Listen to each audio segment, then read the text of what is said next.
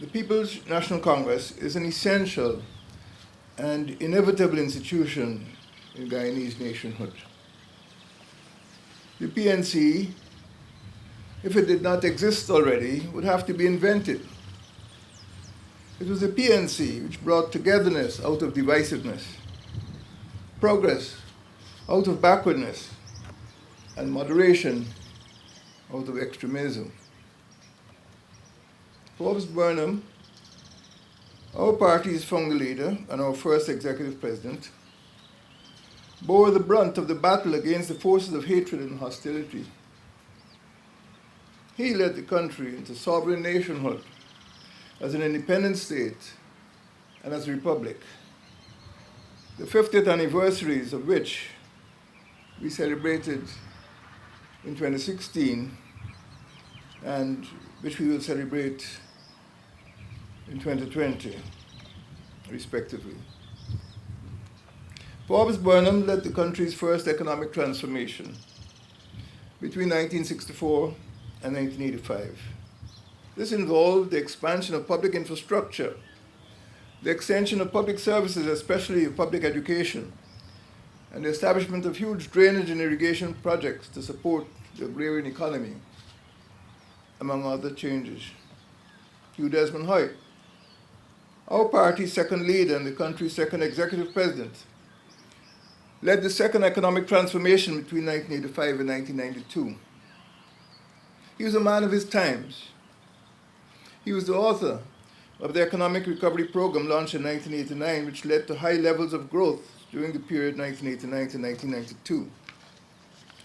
He was the motivator behind the economic liberalization, which transformed an inward-looking economy into a buoyant market-oriented economy. And he was the visionary behind the environmental protection program that we enjoy today. Hugh Desmond Hoyte was one of the earliest leaders in the world to identify the vital role which small states could play in protecting the world's environment.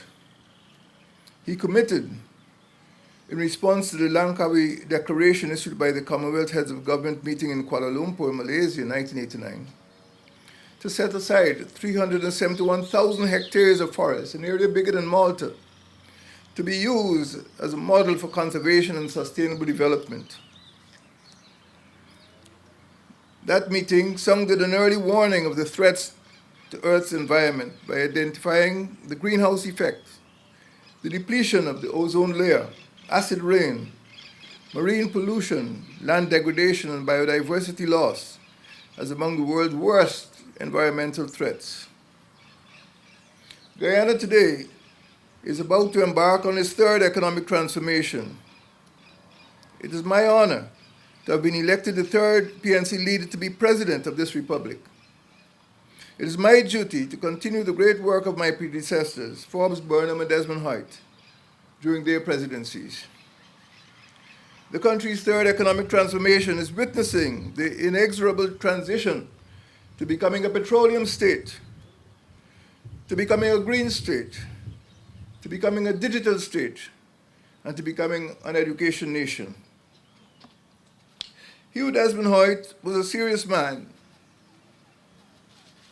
living in serious times. He was a champion of change in the country. His policies laid a firm foundation for sustained economic growth and environmental stewardship. He embraced continuity in our party, strengthening it as a major political force in charting collaborative partnership relationships.